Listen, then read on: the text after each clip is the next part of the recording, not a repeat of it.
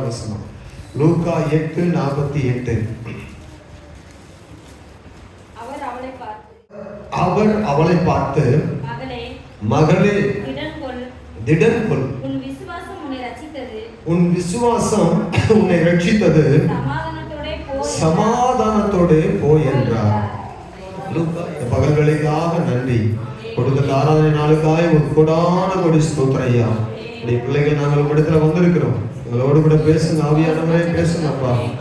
ஜனங்கள் தாகத்தோடு வந்தபோது திரளான ஜனங்களை கண்டு மனதுருகி மேய்ப்பனில்லாத ஆடுகளை போல இருக்கிறார்கள் என்று சொல்லி அவளோடு பேசின இயேசு இந்த பகல் வேளையில் ஆவியானவர்களோடு கூட பேசும்படி ஜெபிக்கிறோம். என் ஆடுகள் என் சத்தத்துக்கு செவி கொடுக்கும். அவைகளுக்காக என் உயிரையை நான் கொடுக்கிறேன். என் ஆடுகள் என் கரத்திலிருந்து ஒருபோதும் ஒருவரும் பறித்துக் கொள்ள முடியாது. அவைகளை என்னுடையவைகளா இருக்கிறது என்று சொன்னேன். அப்படியே ஜனங்களா இருக்கிறோம். நாங்கள் அடிமைகளை தாழ்த்துகிறோம். கத்திரங்களோடு பேசும் ஆண்டவரே, பேசும் என்று செபிக்கிறோம். உடைய வார்த்தையை மையப்படுத்தும். எங்கள் கொஞ்சம் அறிவு ஆவியானவரே, எங்களுக்கு கொடுக்கப்பட்ட ஞானத்துல உடைய வசனங்களை புரிந்து கொள்ள ஆவியானவர் உதவி செய்யும். மகிமையெல்லாம் உமக்கே செலுத்துகிறோம். இயேசுவின் நாமத்தில் ஜெபிக்கிறோம் பிதாவே, ஆமென். அல்லேலூயா. சரி, இன்னைக்கு வேற 2 பேர் கூட வேதாகமத்தை சொன்னாங்க. யாரு சொன்னது? ஜெனிட்டாவும் சொல்லியிருக்கிறார். அல்லேலூயா. பாருங்க, நம்ம எல்லாம் மிஞ்சி அவங்க போயிட்டு இருக்கிறாங்க. உங்களை மிஞ்ச கூடாது அவங்க. ஆமென். ஆண்கள் பக்கத்தில் நான் நேரம் நிறைய போது விட்டுட்டேன். அடுத்த வாரம் கண்டிப்பா பழைய ஏற்பாடு பிளஸ் புதிய ஏற்பாடு எல்லாம் சொல்லிடுறேன். 66 புஸ்தகமும் பாட்டா பாடியிருக்கும். 66 புஸ்தகங்கள் என்ன செய்யணும்? ஆதியாகமும் யத்தராகமும் லேவியராகமும் என்ன பாட்டா பாடி எல்லாத்தையும் சொல்லியிருக்கோம். சரிங்களா? இந்த பக்கத்துல யாரும் தலை குனிந்து முக்காடு போட்டு கொண்டிருந்தாலும் விட மாட்டேன். எல்லாரும் சொல்லியிருக்கோம். மனப்பாடம் பண்ணுங்க. சரி, கர்த்தரை ஆசீர்வதிப்பாங்க. சரி, 8ஆம் அதிகாரம் 48ஆம் வசனம். கர்த்தருக்கு மகிமை உண்டாவதாக.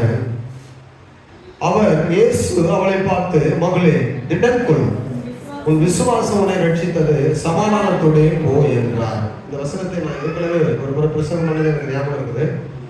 ஆனால் அன்றைக்கு என்ன பண்ணணும்னு எனக்கு ஞாபகம் கிடையாது. வசனம் ஞாபகம் இருக்குது, என்ன பண்ணணும்னு எனக்கு ஞாபகம் இல்லை. அல்லேலூயா. ஆனா கண்டிப்பா இன்னைக்கு நான் நல்ல பிரசங்கத்தை அன்னைக்கு பண்ணியிருக்க மாட்டேன். அது எனக்கு நல்லா தெரியும். ஆமென் சொல்லுங்களேன். டைரி திறந்து பார்த்தீங்கன்னா எல்லா பாயிண்ட் இருக்கும். அதை நீங்க வைத்துக் கொள்ளுங்க. இன்னைக்கு உள்ளதான் அன்னைக்கு கண்டிப்பா பண்ணிருக்க மாட்டேன். லூக்கா சுவிசேஷம் 8:48 இயேசு கிறிஸ்து இந்த பூமியில ஊழியம் செய்த நாட்களில பலரும் அவரை சந்தித்தார்கள். நல்லா கவனிங்க, இயேசுவை சந்திக்க பலரும் அவரிடத்துல வந்தார்கள். வந்தவர்களில் நீங்க நல்லா கவனிச்சீங்கன்னா ஒவ்வொரு வார்த்தையும் நீங்க சரியா புரிந்து கொள்ளலாம். இயேசுவிடத்துல வந்தவர்களில் ஒவ்வொருவரும் ஒவ்வொரு விதமா வந்தார்கள். ஒரு ஆள் தானாகவே நடந்து வந்தான். ஒரு ஆள் தானாக நடக்க முடியல. 4 பேர் அவனை சுமந்து கொண்டு வந்து வைக்க வேண்டியிருந்தது. சிலர் தானாக வர்றதுக்கு கை கால்கள் எல்லாம் நன்றாக இருந்தது. ஆனா கண் பார்வையில் கையை பிடித்து கொண்டு வந்து விட வேண்டியிருந்தது. இப்போ இந்த அம்மாவுக்கு வர வேண்டிய ஒரு வாய்ப்பு, கை கால்லாம் நல்லா இருக்குது. ஆனா இவளுக்கும் அதிகமான பலன் இழந்தவளாய் 12 ஆண்டு காலம் தன்னுடைய சரீரத்தினுடைய அனைத்து ரத்தத்தையும் அந்த இழந்தவளாய், ரொம்ப பலவீனப்பட்டவளாய் இயேசுவை சந்திக்க வருகிறார். அப்போ ஒவ்வொருவரும் ஒவ்வொரு நிலைமையிலிருந்து இயேசுவிடத்துல வந்திருக்கிறாங்க. ஆனால் இவனுடைய நிலைமையும் ஒரு வித்தியாசமான நிலைமை. கூட்டம் நெரிச்சலான ஒரு பகுதி. இயேசுவிடத்துல வருகிறார். அப்போ இயேசுவிடத்துல வந்து அவரிடத்துல ஒரு அற்புதத்தை பெறணும், ஒரு சுகத்தை பெறணும்னு சொல்லி வருகிறாள். அப்படி வந்து அவரை தொட்டு அவருடைய வஸ்திரத்தை தொட்ட போது அவளுக்குள்ள ஒரு அற்புதம் நடந்தது.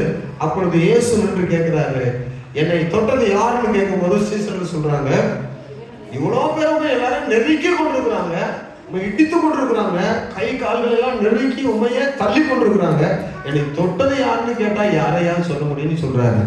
அந்த சீசர்கள் சொன்னாங்க. அப்போ ஆண்டவர் சொன்னாரு, நெருக்கினது வேற, ஆனா என்னை தொட்டவங்க ஒருத்தருக்கிறாங்க அப்படின்னு சொன்னாரு. அப்போ இந்த தொட்ட உடனே அவருடைய சரீரத்துல ஒரு வல்லமை பாய்ந்து அவருடைய உதரத்தின் ஊரில் உடனே நின்று போய் ஒரு பலன் அடைந்து இயேசுக்கு முன்னால வந்து, ஐயோ இயேசப்பா கூப்பிடுறதுக்கு முன்னாடி நாமே போயிடும்னு சொல்லி பயந்து நடுங்கி வந்து முன்னால போகுப்புற விழுகிறான்.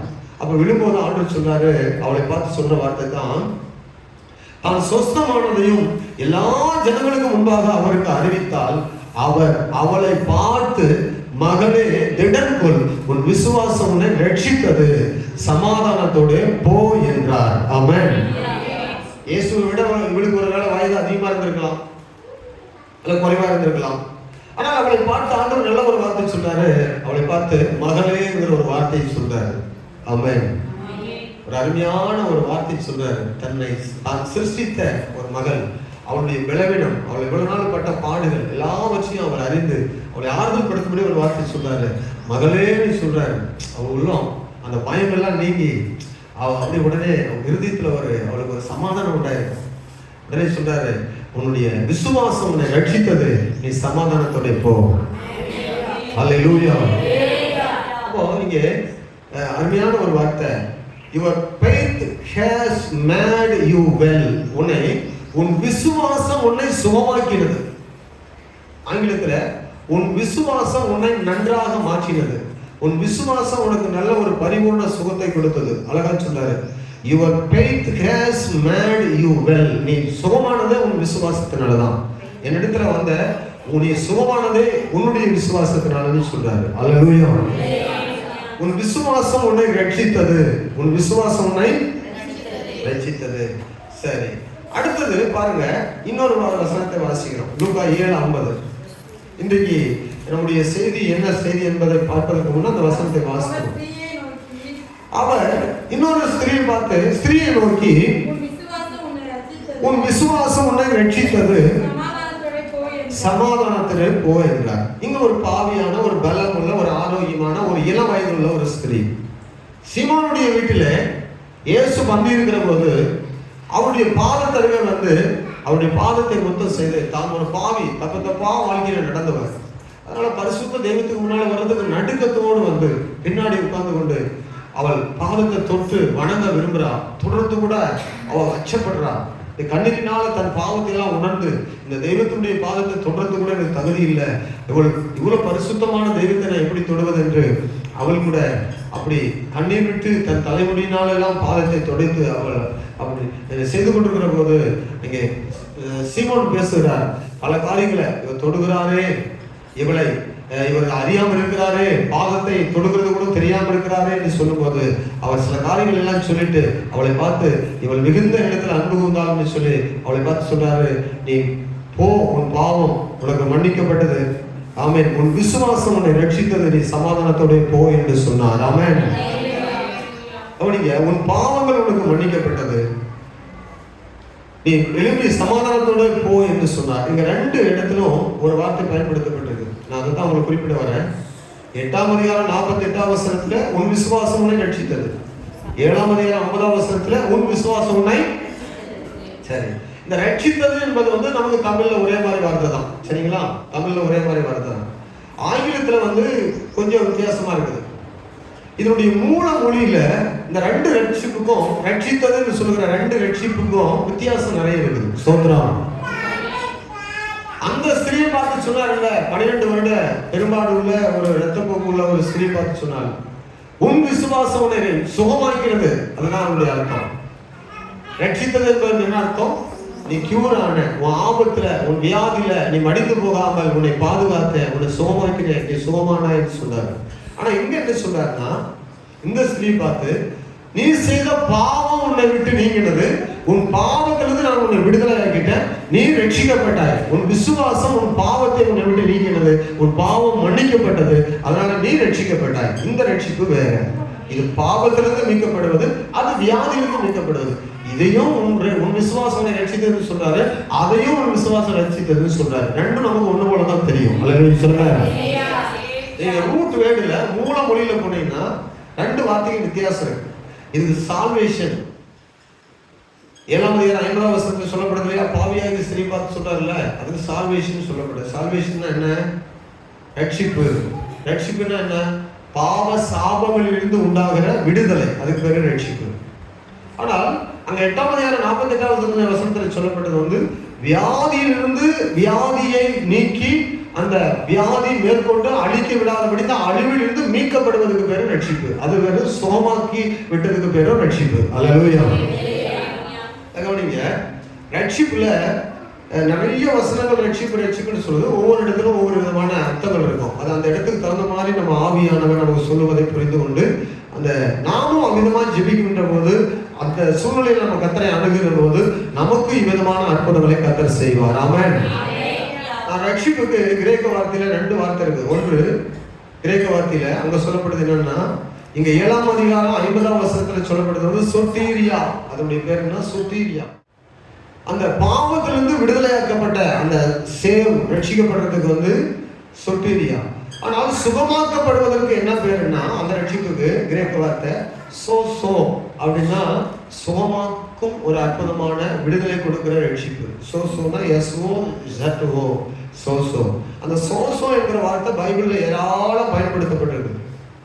இயேசு கிறிஸ்து கவனிங்க, நம்ம இடத்துல வருகிறவர்களே வெறும் பாவம் சாபத்தை மட்டும் நீக்கி ரட்சிக்கிறவர் அல்ல, அதற்கும் தாண்டி நம்முடைய சரீரங்களிலே காணப்படுகிற சில வியாதிகள், போராட்டங்கள், நம்முடைய சரீரத்தில் காணப்படுகிற அவயவங்களில் காணப்படுகிற குறைவுபாடுகள், பலவீனங்கள், இப்படிப்பட்ட காரியங்களை கூட கர்த்தர் நீக்கி நம்ம அற்புதமான விடுதலை ஆண்டவர் கொடுக்கிறார். இது மேலான ஒரு அற்புதமான விடுதலை.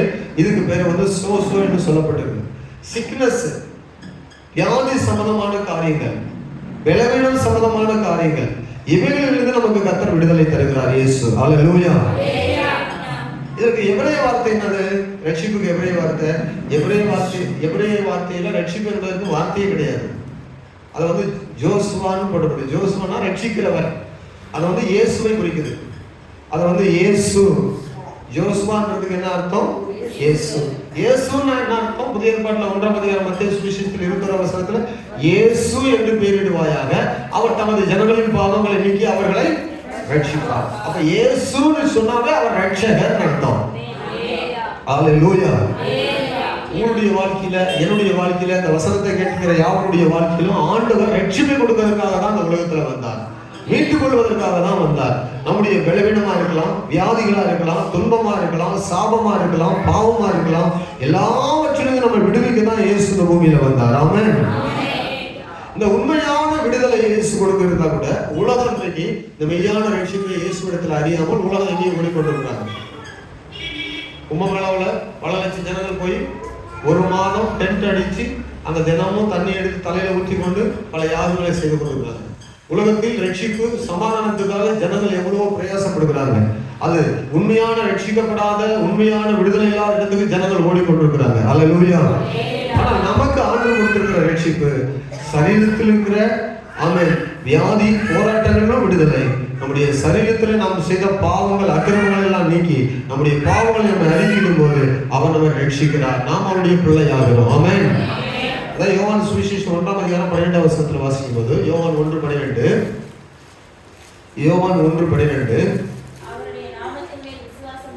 அவருடைய நாமத்தின் மேல நம்பிக்கை வைத்து விசுவாசம் உள்ளவர்களாகி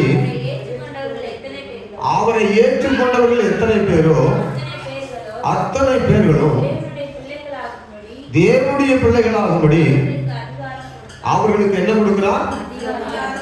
அவருடைய நாமத்தின் மேல, ஆண்டவரே இயேசுவே, என் பாவத்தை மன்னிக்கிற தெய்வமே, நானும் என்னுடைய சொந்த தெய்வமாக என் உள்ளத்துல ரட்சகராக ஏற்றுக்கொள்றேன் என்று சொல்லி யாரெல்லாம் சொல்லுகிறோமோ அத்தனை பேருடைய பாவத்தை நீக்கி சொந்த பிள்ளைகளாய் கர்த்தர் மாற்றுவதற்கு அவர் சிலுவையில சிந்தின ரத்தம் நமக்கு போதுமானதா இருக்கிறது. ஆமென். இப்போ ரட்சிப்பு அப்படின்னா ரட்சிப்புக்குள்ள என்னென்ன அடங்கி இருக்கு? இயேசுன்னு சொன்னா இந்த புத்தகத்தை நீங்க எத்தனை பேர் படிச்சுன்னு தெரியல. படிச்சு முடிச்சீங்களா? நிறைய பேர் வீட்டில் போட்டுருவீங்க, படிக்காத இருப்பீங்க. படிச்சிருக்கீங்களா? சரி, சொல்லுங்க பார்ப்போம். இயேசுன்றதற்கு 5 அர்த்தம் உண்டு. என்ன அர்த்தம்? அப்ப நீங்க படிச்சிருந்தா ஞாபகம் இருக்கு, நீ படிக்கல. இயேசு அப்படின்னா அதற்கு 5 அர்த்தங்கள், எபிரேய அர்த்தங்கள்ல 5, அதாவது ஹீப்ரு டிக்ஷனரியில 5 மீனிங் கொடுத்துருக்காங்க. இயேசுன்னு சொன்னா 5 மீனிங் இருக்கு எபிரேய அர்த்தம். அப்படின்னா ஒன்று என்னன்னா, பாவ சாபங்களில் இருந்து, பிரச்சனைகளில் இருந்து மீட்கப்படுவது, சால்வேஷன். அதுக்கு பிறகு தான் ரட்சிப்பு. இரண்டாவது, அவருடைய நாமத்துல இயேசு என்பதற்கு நல்வாழ்வு, வெல்ஃபேர், நல்வாழ்வு அளிக்கிறவர் என்று அர்த்தம். மூன்றாவது, விடுதலை, டெலிவரன்ஸ் பண்ணுகிறவர், விடுவிக்கிறவர் அர்த்தம். எந்த பிரச்சனையாலும் ஒரு தேவர்களை சிக்கி கொண்டிருந்தா அந்த பிரச்சனையிலிருந்து விடுவிக்கிறவர் இயேசு. அல்லேலூயா. அது எந்த விதமான பிரச்சனையா இருந்தாலும் சரி, சிறைச்சாலையா இருக்கலாம், வியாதியா இருக்கலாம், பாவம் மேற்கொண்டு தொடர்ந்து பின்தொடர்ந்து வரக்கூடிய பாவங்களா இருக்கலாம், இவைகளில் எல்லாம் இருந்து விடுவிக்கிறவர், அதுக்கு பேர் விடுதலை அளிக்கிறவர். மூன்றாவது. நான்காவது, ப்ராஸ்பரிட்டி, செழிப்பு தருகிறவர். நிறைய பேர் செழிப்பு வந்து ஒரு சாபம் நினைக்கிறாங்க. ஒரு சபையில ஒரு பாஸ்டர் கேட்கும்போது எங்க சபையெல்லாம் காணிக்கை பத்தி பிரசங்கம் பண்ண மாட்டேன்னு சொன்னாங்க. ரொம்ப ஆச்சரியமா இருந்தது. அல்லேலூயா. நேரத்தையே மிஞ்சி போன ஒரு உபதேசமா இருக்கும். காணிக்கை பற்றி இயேசுவே எத்தனை இடத்துல சொல்லியிருக்கிறாரு, காணிக்கை பற்றி பழைய ஏற்பாட்டில் எத்தனை இடத்துல சொல்லப்பட்டிருக்குது. இவங்க சபையில காணிக்கை பற்றி சொல்ல மாட்டாங்களாம். ஒரு அதெல்லாம் வந்து செழிப்பாயிரமா, அதெல்லாம் செழிப்பு வந்துடக்கூடாது, மக்களுக்குள்ள ஆசீர்வாதம் வந்துடக்கூடாது. ஆண்டவரே சொல்றாரு, உங்க தரித்திரங்கள் எல்லாம் நான் ஏற்றுக்கொண்டு உங்களுடைய தரித்திரங்களை நீக்கி என்னுடைய ஐஸ்வர்யத்தினால உங்களை ஐஸ்வர்யமானாக்க விரும்புறேன்னு சொல்லி. அப்ப ஆண்டுடைய பிள்ளைகள் கவனிங்க, 4வது செழிப்பு அவருடைய பேர்ல இருக்கிறது. 5வது இயேசு என்றால் வெற்றி, விக்டரி. ஆமென். என்னென்னலாம் இருக்குது? ரட்சிப்பு இருக்குது, நல்வாழ்வு இருக்கிறது, விடுதலை இருக்கிறது, செழிப்பு இருக்கிறது, வெற்றி இருக்கிறது. கிறிஸ்துவுக்குள்ள நமக்கு இத்தனையும் அந்த பேருக்குள்ள அத்தனை அர்த்தங்களை எபிரேய டிக்ஷனரியில வைத்திருக்கிறாங்க. ரட்சிக்கப்பட்ட ஒவ்வொருவருக்குள்ள இந்த 5ம் இருக்க வேண்டும். அல்லேலூயா சொல்லுங்க பாப்போம். ரட்சிக்கப்பட்ட ஒவ்வொருவருக்குள்ள என்ன இருக்கணும்? இந்த 5 காரியமும் ரட்சிக்கப்பட்ட ஒரு தேவ பிள்ளைக்குள்ள இருக்கணும். ரொம்ப நாளா வியாதியாகவே இருக்கிறேன்னு சொல்லக்கூடாது, ஒரு அற்புதம் நடந்திருக்கணும். ஆமென் சொல்லுங்க. நிறைய பேருக்கு அதில் இன்னும் விசுவாசமே வரல. சுகமளிக்கும் வல்லமை குறித்து நிறைய பேருக்கு இன்னும் அந்த ஆழ்ந்த விசுவாசம் வரல.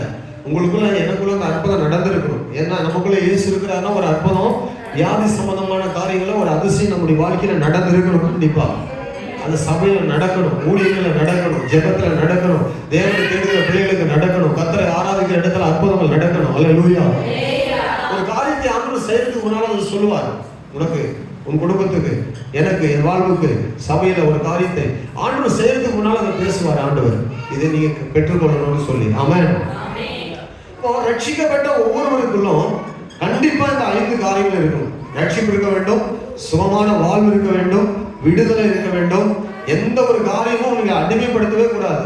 பண ஆசையா, பொருளாதார ஆசையா, இச்சையினுடைய ஆசையா, எந்த விதமான ஒரு காரியமும் தோல்வியோடு அடிக்கடி தோல்வியான மனநிலையா இருக்கக்கூடாது.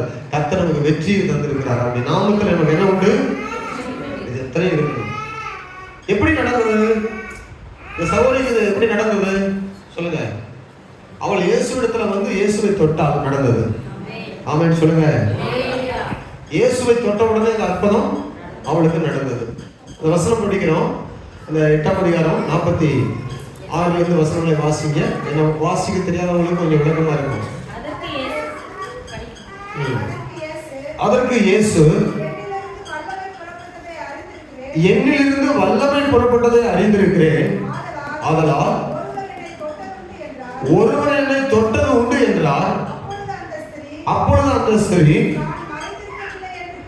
தான் மறைந்திருக்கவில்லை என்று கண்டு நடுங்கி வந்து அவர் முன்பதாக விழுந்து தான் அவரை தொட்ட காரணத்தையும் உடனே தான் சொஸ்தமானதையும் எல்லா ஜனங்களுக்கு முன்னால் அவருக்கு அறிவித்தார். அவர் இயேசு அவளை பார்த்து, மகளே திடன் கொள், உன் விசுவாசம் உன்னை ரட்சித்தது, சமாதானத்தோட போய் என்றார். ஆமென்.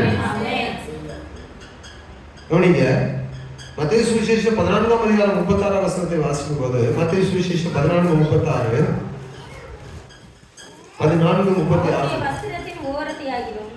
இயேசு கிறிஸ்துவின் வஸ்திரத்தின் ஓரத்தை ஆகிலும் அவர்கள் தொடும்படி உத்தரவாக வேண்டும் என்று அவரை வேண்டிக் கொண்டார்கள். தொட்ட யாவரும் சொஸ்தமானார்கள். வேதம் சொல்லுகிறது இந்த 14ஆம் அதிகாரத்தில் மத்தேயுல 36ஆம் வசனம், அவரை தொட்ட யாவரும் சொஸ்தமானார்கள். அல்லேலூயா. அப்போ இயேசுவை தொட்ட அத்தனை பேரும் சுகமடைந்திருக்கிறாங்கிற ஒரு கேள்வி இவர் காதுல வந்திருக்கு. ஆமென் சொல்லுங்க. என்ன வியாதியா இருந்தாலும் சரி, இயேசுவை போய் தொட்டா போதும். நிறைய பேர் இயேசு இடத்துல வந்து எனக்காக எனக்கு என் கண்ணை திறந்து விடு, என் வியாதி மாற்றணும்னு சொல்லி சிலர் சொன்னாங்க. ஆனா சிலர் வந்து இதெல்லாம் தாண்டி நான் போய் தொட்டா போதும் என் பிரச்சனை மாறும் என்கிறதான ஒரு அந்த விசுவாசத்துல வந்து நிறைய பேர் இயேசுவை தொட்டு சுகமானாங்க. இப்போ அதோட கூட மார்க் 6:56 வாசிக்கும் போது இன்னொரு பகுதி கூட சொல்லப்படுது. 6:56 6ஆம் அதிகாரம் 56ஆம் வசனம், அல்லாமலும் இயேசு கிறிஸ்து பிரவேசித்த கிராமங்கள், பட்டணங்கள், நாடுகள் எவைகளோ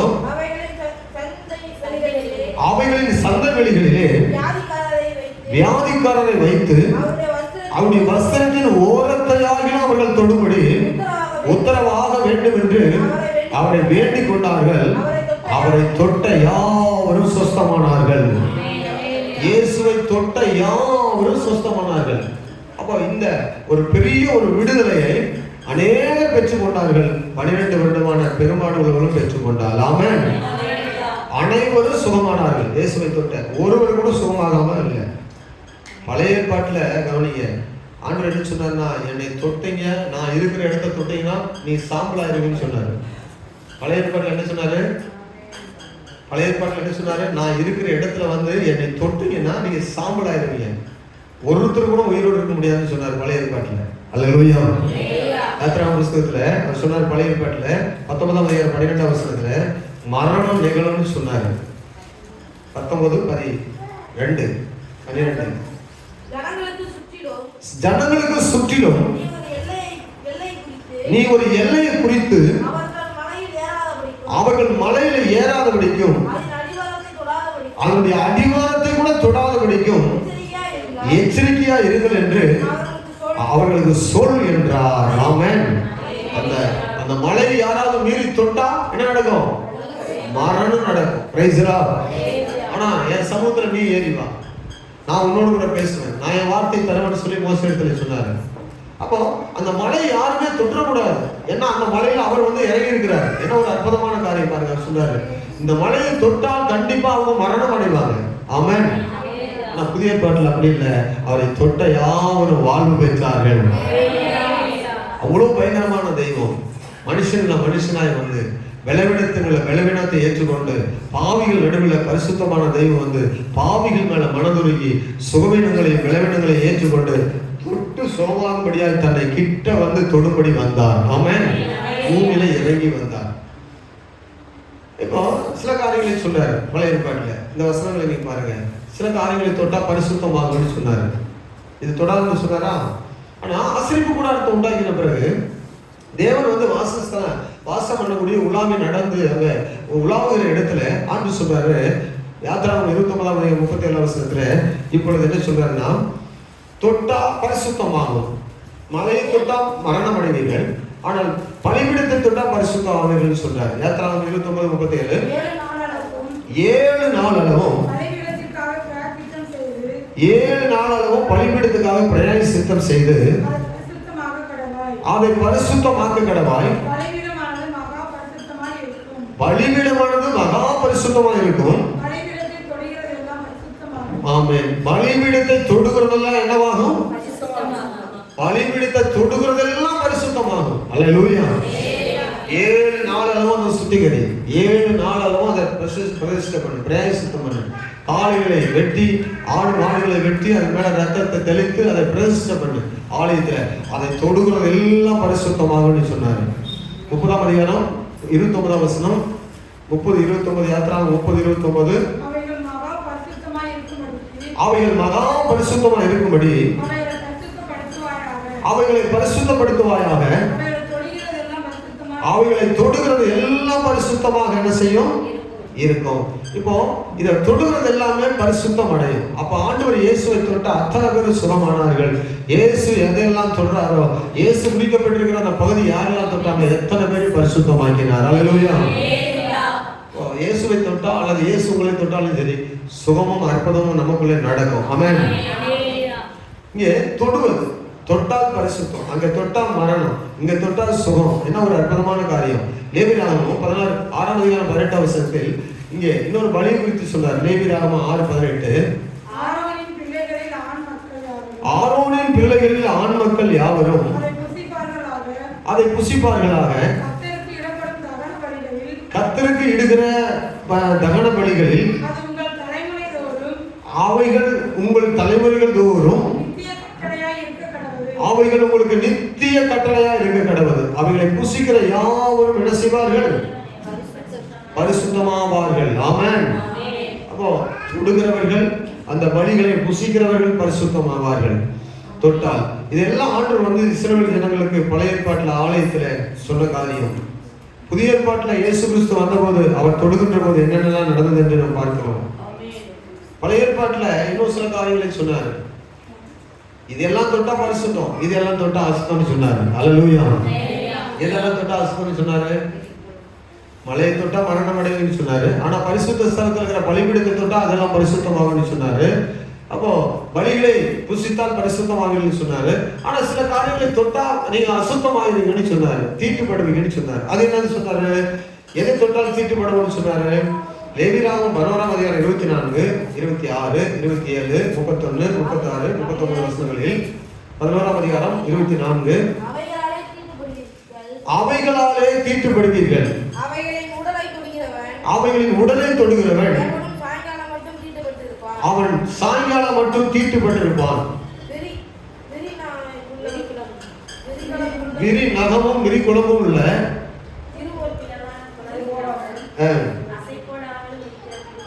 மிருகங்கள் யாவும் உங்களுக்கு அசுத்தமா இருப்பதாக அவைகளை தொடுகிறவன் தீட்டுப்படுவான். அவைகளை தொட்டா அவன் என்ன செய்வான்? தீட்டுப்படுவான். அடுத்தது 27ஆம் வசனம். 4 காலால் நடக்கிற சகல ஜீவன்களிலும் தங்கள் உள்ளங்கால்களை ஊன்றி நடக்கிற யாவும் உங்களுக்கு அசுத்தமா இருப்பதாக அவைகளின் உடலை தொடுகிறவன் எவனும் சாயங்காலம் மட்டும் தீட்டுப்பட்டிருப்பான். 31ஆம் வசனம். சகல ஊரு பிராணிகளையும் இவைகளை உங்களுக்கு தீட்டாக இருக்க கிடவது, அவைகளில் செத்ததை தொடுகிற எவனும் சாயங்காலம் மட்டும் என்ன செய்வான்? தீட்டுப்பட்டிருப்பான். 36. ஆனாலும் நீரூற்று மிகுந்த ஜலமுண்டாகிய கிணறும் சுத்தமாயிருக்கும், அவைகளில் உள்ள உடலை தொடுகிறவனோ என்ன செய்வான்? தீட்டுப்படுவான். 39ஆம் வசனம். உங்களுக்கு ஆகாரத்துக்கான ஒரு மிருகம் செத்தால் அதன் உடலை தொடுகிறவன் சாயங்காலம் மட்டும் தீட்டுப்பட்டிருப்பான். இதெல்லாம் தொட்டா தீட்டு உண்டாயிருக்கு. இதெல்லாம் தீட்டுப்பட்டா என்ன உண்டாகும்? தீட்டு உண்டாகும், அசுத்தம் உண்டாகும். லேவியராகமம் 15ஆம் அதிகாரம் 19ஆம் வசனத்துல பிரச்சனை இருக்குது. என்ன பிரச்சனை? 15, 19 லேவியராகமம் வாசிங்க. 15, 19. சூதக ஸ்திரீ தன் சரீரத்தில் உள்ள 7 நாள் தான் வீட்டை விட்டு விலக்கப்பட்டிருக்கிறவள், அவளை தொடுகிற எவனும் சாயங்காலம் மட்டும் தீட்டுப்பட்டிருப்பான் இருப்பானாக. 21ஆம் வசனம். அவள் படுகையை தொடுகிற எவனும் தன் வஸ்திரங்களை துவைத்து தண்ணீரில் மூழ்கி சாயங்காலம் மட்டும் தீட்டுப்பட்டிருப்பானாக. 22ஆம் வசனம். அவள் உட்கார்ந்து இருக்கிற மனையை தொடுகிற எவனும் தன் வஸ்திரங்களை துவைத்து தண்ணீரில் மூழ்கி சாயங்காலம் மட்டும் தீட்டுப்பட்டிருப்பானாக. அடுத்தது 27. 27ஆம் வசனம். அப்படிப்பட்டவர்களை தொடுகிற எவனும் வஸ்திரங்களை துவைத்து தண்ணீரில் மூழ்கி சாயங்காலம் மட்டும் தீட்டுப்பட்டிருப்பானாங்க. அல்லேலூயா. ஆனால் இவள் தொட்டாவே இயேசு என்ன செய்யணும் சொல்லுங்க? இவள் தொட்டாவே முறைப்படி என்ன ஆகணும்? ஏன் இவன் பயப்படுறான்னா, பழைய ஏற்பாட்டில் அப்படி ஒரு பிரமாணம் இருந்துச்சு. எல்லாரும் தொட்டாங்க, ஆனா நான் தொடணும்னு எங்கேயாவது இருக்குதான்னு இவளுக்கு தெரியாது. ஆனா இவன் விசுவாசம் என்ன? எல்லாரும் தொட்டு சுகமானாங்க, என் வியாதிக்கு நான் போய் தொடணும். ஆனா இதுக்கு பிரமாணம் இருக்கான்னு தெரியல. ஆனா இவளுக்கு ஒரு பயம். என்ன பயம்? பழைய ஏற்பாட்டில் நம்ம வீட்டு விட்டு எப்படி எல்லாம் விலைக்கு வைப்பாங்க, நம்ம முதியவர்கள் எப்படி நடந்தாங்கன்னு எல்லாம் இவளுக்கு தெரியும். அல்லேலூயா. 7 நாள் வெளியே இருக்கணும். எனக்கும் 12 வருஷத்துல பிரச்சனை இருக்குது, நான் போய் இயேசுவை தொடலாமா? இப்படி எல்லாம் பல சந்தேகம் இருக்கும். ஆனா இது எல்லாவற்றையும் தாண்டி எல்லாருக்கும் சுகம் உண்டாச்சு, நானும் போய் தொடுவேன். ஏன் இதுல இருந்து எனக்கு ஆண்டு ஒரு உதவி செய்ய மாட்டாரான்னு சொல்லி அவள் போய் விசுவாசத்தை தொட்டுட்டா. ஆனா இயேசு கேட்டாரு பாருங்க, என்னை தொட்டது யாருன்னு கேட்ட உடனே அவளுக்கு பயம் பிடிச்சிருச்சு. ஐயோ இப்படி கேட்டாரு, எல்லாரும் சுகமாய் தொட்டா போதும் சுகமாயிட்டு போனாங்க. அவள்லாம் ஒண்ணும் சொல்லல, என்னை மட்டும் தொட்டது யாருன்னு கேட்கிறாரு எவ்வளவு பெரிய கூட்டத்துல. சோத்திரம். அல்லேலூயா. இப்போ இவனுக்கு சந்தேகம் வந்துருச்சு. என்ன சந்தேகம்? ஒருவேளை ஆண்டவரை நினைத்திருப்பாரோ, நான் அவரை தொட்டதுனால அசுத்தமா இருப்பாரோ, அது நினைத்து என்னை ஏதாவது கடிந்து கொள்வாரோ, என்னை தொட்டது யாருன்னு கேட்கிறாரு. அப்போ இவரை தொட்டது கண்டுபிடிச்சிட்டாரு, எனக்கு அற்புதம் நடந்துச்சு, நான் போயிடலாம்னு நினைச்சேன், ஆனா இப்போ வந்து அறிக்கை பண்றது கூப்பிடுறாரு அப்படின்னு சொல்லி இவளுக்குள்ள பலவிதமான கேள்வி எண்ணங்கள் அந்த குறுகிய நேரத்துல வந்துச்சு. அதனாலதான் அவன் பயந்து நடுங்கி வந்தாள்.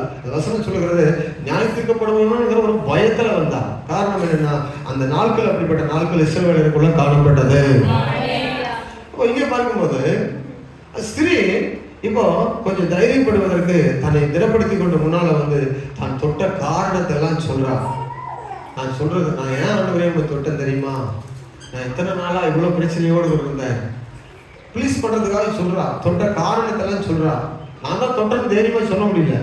மற்ற வியாதிப்பட்டவங்க தொட்டா சொல்றாங்க, ஆனா இவ்வளவு சொல்ல முடியல. காரணத்தை சொல்றா. இவ்வளவு நாள் காரணம் என்ன?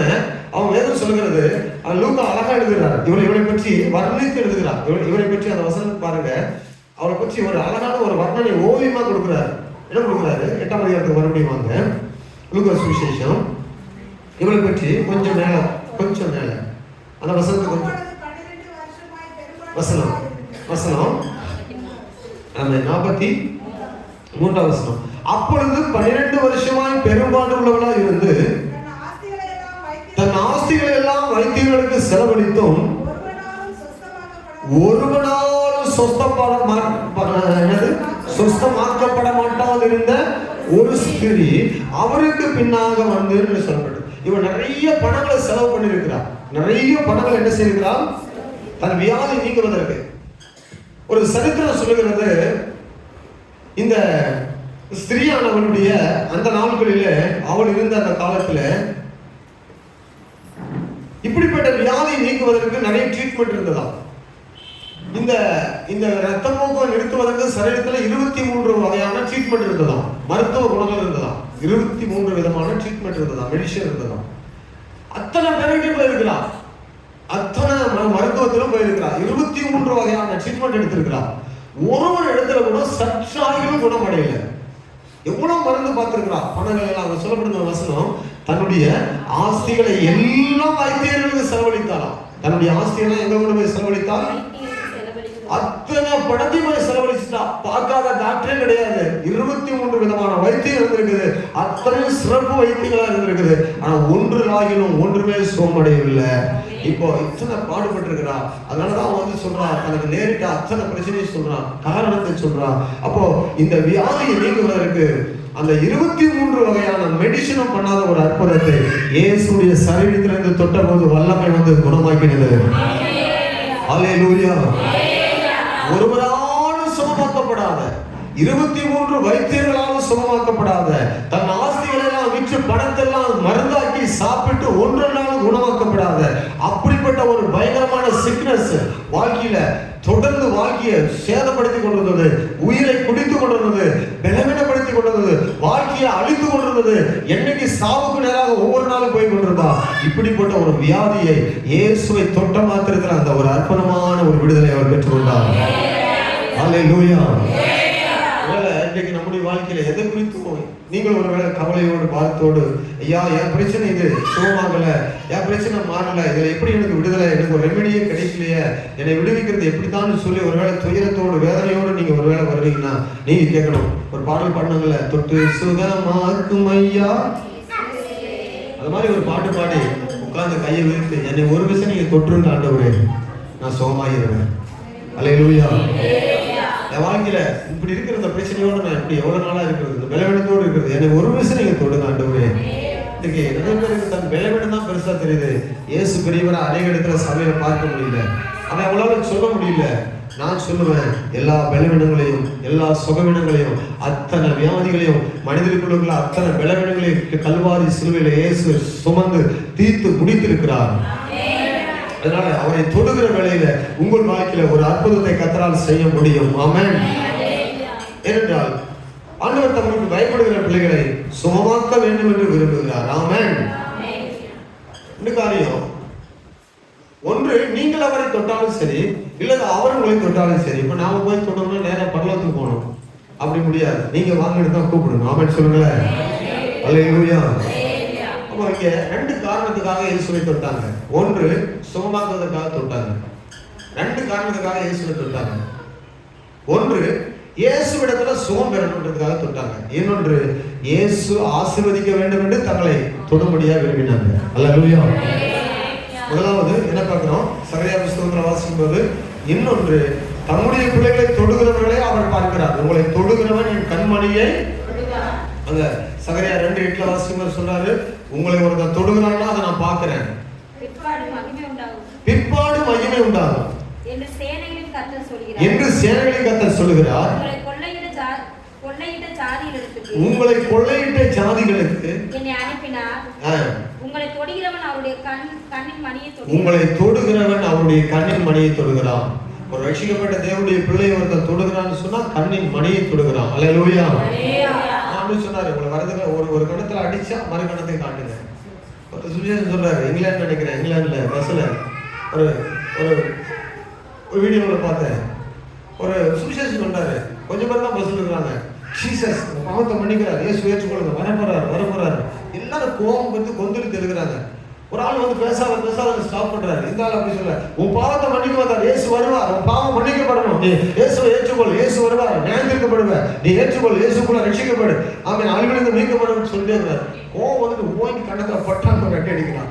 அடிச்ச பிறகு சொல்றாரு, என்னுடைய ஆண்டவர் சொன்னார், ஜீசஸ் என்ன சொன்னாருன்னா, ஒரு பக்கம் அடிச்சு நான் மறுபக்கம் அடிக்க சொன்னாரு, இந்த பக்கம் அடி சோத்திரம் கொடுக்கறது பார்த்தா வேகமா வந்து அடிச்சுடாத திரும்ப அவரை அப்படின்னு சொல்லி எல்லாரும் வந்து கையை விளக்குறாங்க.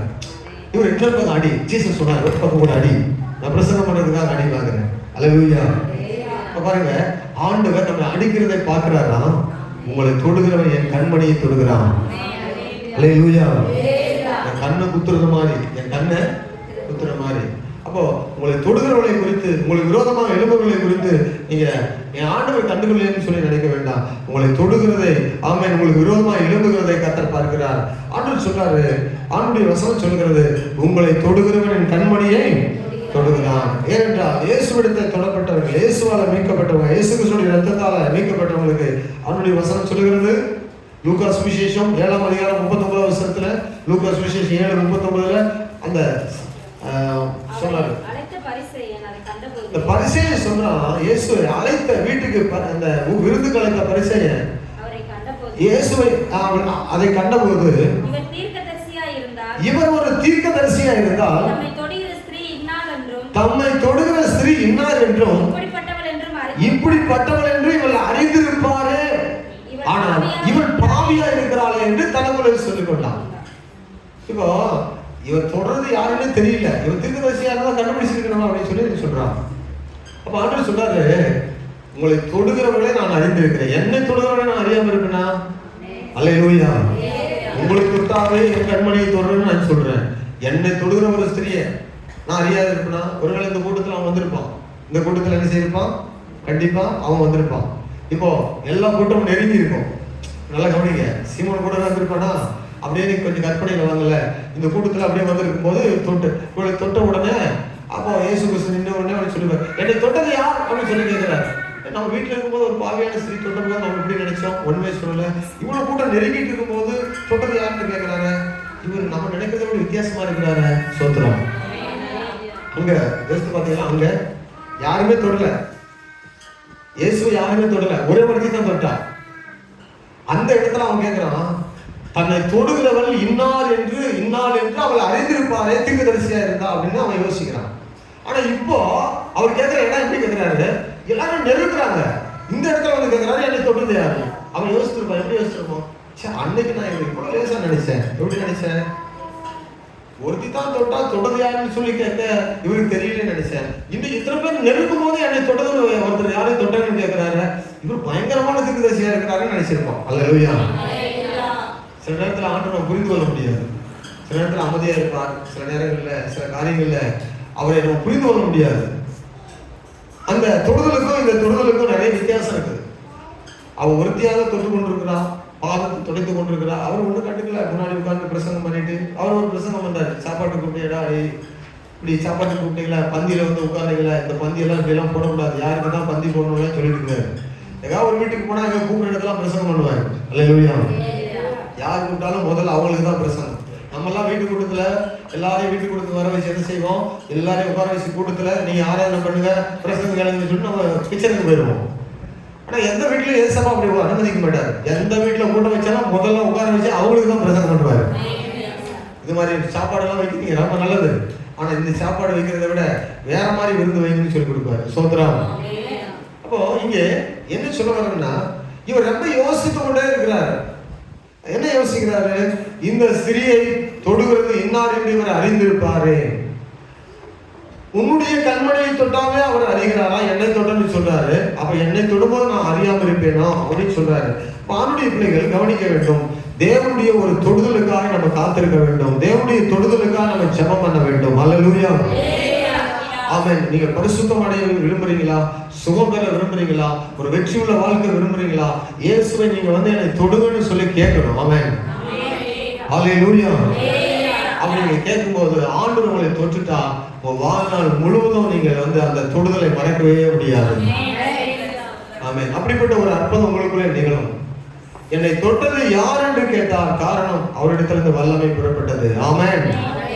இந்த கரண்ட பெட்டி மேல பாக்ஸ் ரிமூவ் பண்ணிட்டு அது உள்ள கை வச்சீங்கன்னா தொட்டீங்கன்னா அவருடைய பவர் உங்களுக்கு என்னன்னு பவர் தெரியும். தெரியுமா தெரியாதா? ஒரு கரண்ட்டுக்கே அவ்வளவு பவர் இருக்கு, நம்ம தொடுவோமா? அப்போ இந்த கரண்ட்டுக்குள்ள பவரே நம்ம இவ்வளவு யோசிக்கிறோமா, தொட்டா என்ன ஆகுன்னு. இயேசுவை தொட்டா, நம்ம படைத்த தெய்வத்தை தொட்டா என்ன ஆகுன்னு நம்ம யோசிக்கணுமா இல்லையா? அல்லேலூயா. நிறைய இடத்துல தொடுதலை குறித்து நிறைய பேசுறாங்க. 2021 பீகார்ல நடந்த ஒரு உண்மை சம்பவத்தை ஒருத்தர் சொன்னார். ஒரு ஊழியக்காரர் ஒரு மினி பஸ்ல 2 பேர் போயிட்டு இருக்காங்க. ஒரு குழந்தை வச்சுட்டு ஒரு சகோதரி உட்காந்துருக்குறாங்க. பக்கத்துல ஒருத்தர் உட்காந்துருக்கிறாங்க, ஒரு சகோதரி. அப்போ அந்த பிள்ளை யூரின் அடிச்சு அந்த பிள்ளை யூரின் போய் அவங்க பக்கத்துல உள்ளவங்க சேரையில பட்டுச்சு. அப்போ சேரையில் யூரின் பட்ட உடனே யார் என்னன்னு சொல்லி அந்த பக்கத்துல உள்ள சகோதரி கேட்கிறான். கேட்கும்போது இவன் என்னத்தான்னு சொல்லுகிறான். உடனே இவங்களால கம்ப்ளைண்ட் பண்ண ஆரம்பிச்சுட்டான், சண்டை போட்டு. உடனே இல்லை, இவளை கூட்டிட்டு போகணும், என் பக்கத்துல உட்கார்ந்தது மட்டும் இல்ல, இந்த பிள்ளைகளுடைய யூரின் என் மேல பட்டுச்சு, இது பயங்கரமான குற்றம், என் பக்கத்துல உட்காரக்கூடாது, இவங்க ஒரு தலை தினத்தை சேர்ந்தவங்க, என் பக்கத்துல உட்கார்ந்த தப்பு, என் மேல யூரின் வேற அடிச்சுட்டாங்க அந்த பிள்ளை அப்படின்னு சொல்லிட்டு பயங்கரமா வாதிடுறாங்க. புருஷனும் சேர்ந்து போலீஸ் ஸ்டேஷன் கொண்டு போறாங்க. பீகாரில் நடந்த உண்மை சம்பவம், தொட்டதுக்காக வந்த பிரச்சனை. 2021 2002 நான் கேள்விப்பட்ட சம்பவத்தை சொல்றேன், உண்மையா நடந்தது. அப்போ போலீஸ் ஸ்டேஷன்ல போய் நம்ம வாக்குவாதம் பண்றாங்க. சின்ன குழந்தை தானே, தெரியாம தானே பட்டுருச்சு அப்படின்லாம் சொல்லி போலீஸ் எல்லாம் சொல்றாங்க. அவங்க கேட்கற மாதிரி இல்லை. ஒரு காலகட்டத்துல கோபம் அந்த குழந்தை முன்னாடி வச்சிருக்கிறாங்க, 2 காலையும் பிடிச்சிட்டு வேகமா எழுந்துட்டான் அந்த பிள்ளைய. யோசிச்சு பாருங்க, அந்த பிள்ளையுடைய யூரின் மேல பட்டது. இதை ஒரு கேஸ் ஆகி இந்த குழந்தைக்கு என்னாச்சுன்னு தெரியல. அதுக்கு பிறகு அது ஒரு பெரிய பிரச்சனையாகி, அப்போ இந்த உலகத்துல ஒரு காரியத்தை எப்படி பாக்குறாங்க, இதை தொட்டா இப்படி, அதை தொட்டா அப்படி, அதை தொட்டா அப்படி. அப்போ நம்முடைய இயேசுவை குறித்து நமக்கு என்ன சிந்தை இருக்குது, இதை குறித்து தானே அறிவு நமக்கு எப்படி இருக்குது. அல்லேலூயா. இயேசுடைய தொடுதல் எப்படிப்பட்டதா இருக்கும். அப்போ அந்த உலகம் பாஸ்டர் ஒரு நாள் எங்கே ஒரு இடத்துல போயிட்டு இருக்கும்போது அவன் சேரி யாரும் ஒரு கும்பல சகோதரி மேல பட்டுச்சு. பஸ்ல என்ன நினைக்கிறேன், அவன் ஒரு மாதிரி அவன் சேரி எடுத்து இப்படி பாக்குறான், சி அப்படி இப்படின்னு ஒரு மாதிரி பண்ணிக்கிட்டே இருக்கிறான். அவளை கூப்பிட்டு சொல்லணும்னு நினைச்சேன், சி நீ தான் பாவம் ஓடு அப்படின்னு சொல்லணும்னு நினைக்கிறேன். நம்ம ஆண்டுடைய ஊழியக்கார அப்படின்னு சொல்லக்கூடாது. கர்த்தருக்கு ஸ்தோத்திரம். நீ பாவத்திலும் பாவத்தில் இருக்கிற நாங்க இயேசு ரத்தத்தால் மீட்கப்பட்டிருக்கிறோம். ஸ்தோத்திரம். ஒரு மாதிரி பாக்குறான், சரி பட்டுருச்சான். அவங்க ஜூரிஸ் இல்லாம இருக்காங்கல்ல, கிறிஸ்தவங்களும் தெரியுது, ஆண்டுடைய பிள்ளைன்னு தெரியுது. அவளுக்கு இது தீட்டுப்பட்ட மாதிரி இருக்கிறதுல லோ கேஸ்ட் நீ தான். நான் அப்படி சொல்லியிருப்பேன், நீ ராஜூஸா இருந்தாலும் சரி, நீ என்ன கேஸ் இருந்தாலும் சரி, நான் அதை பத்தி பயப்பட மாட்டேன். நீ பூநூல் போடுறதுனால நானும் பூநூல் போடுற ஆளு தான். கர்த்தருக்கு ஸ்தோத்திரம். எனக்கு தெரியும், உங்க மந்திரம் எனக்கும் தெரியும். கர்த்தருக்கு ஸ்தோத்திரம். அல்லேலூயா. ஆண்டுடைய பிள்ளைகள் இன்றைக்கு உலகத்துல வெறி பிடித்துக் கொண்டிருக்கிறாங்க தொடுதல்ல. ஆனால் நீங்கள் நானும் இயேசுவின் தொடுதலை விரும்புகிறோமா? ஆண்டுடைய தொடுதல் நமக்கு தேவை. அல்லேலூயா. உலகத்துல பாருங்க, ஒருத்தர் பட்டுட்டா போதும், அப்படியே டிஸ்டன்ஸ் கீப் பண்றாங்க. எங்க தெருவுக்குள்ள நீ வரக்கூடாது, உங்க தெருவுக்குள்ள நீ வரக்கூடாது, நான் வரக்கூடாது. அப்படியே உலகத்துல பயங்கரமா அதை தீட்டு பண்றோம்னு சொல்லி. ஆனா எல்லா தீட்டையும், எல்லா அழுக்கையும், எல்லா பாவத்தையும், எல்லா சாபத்தையும் நீக்கி எல்லா மனுக்குலத்தை ரட்சிக்க கல்வாரி சிலுவையில இயேசு நமக்காய் பாடுபட்ட ரத்தத்தை சிந்தினார். அல்லேலூயா சொல்லுங்க. நிறைய இருக்கு ராஜபாளையத்துல. நான் ஒரு தம்பி கல்யாணம் பண்றதுக்கு, அந்த மோகன கல்யாணத்துக்கு போனா அவன் கேட்கறான், நீ என்ன கேஸ்ன்னு கேட்கறான். அவன் அப்படி என்ன கேஸ்ன்னு கேட்கல, நீங்க என்ன ஆளுன்னு கேட்கறான். எனக்கு ஒரு மாதிரி ஆயிடுச்சு, என்ன பார்த்து என்ன ஆளுன்னு கேட்கறான் அப்படின்னு. நீ என்ன ஆளு, எது கேட்கறேன் என்ன இல்ல கேட்போம், நாங்க கல்யாணம் பண்ண வந்தா ஏன் அந்த மடம் வேற ஆளுக்கு தர மாட்டீங்களா? அந்த அளவுக்கு வெறி பிடிச்சிருக்கிறாங்க. நீங்க என்ன நினைக்கிறீங்க, அந்த மண்டபத்துக்குள்ள வேற யாரும் போக கூடாது, அந்த அளவுக்கு வெறி பிடிச்சு. நமக்கு தெரியல நிறைய.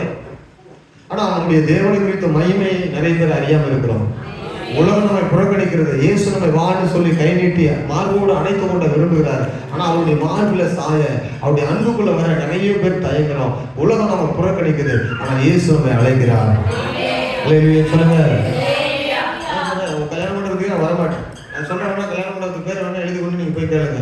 அங்க மரக்கண்ணு சீட்டா கல்யாணம் பண்றதுக்கு முன்னாடி அந்த பக்கம் ஒரு மகால் இருக்குது.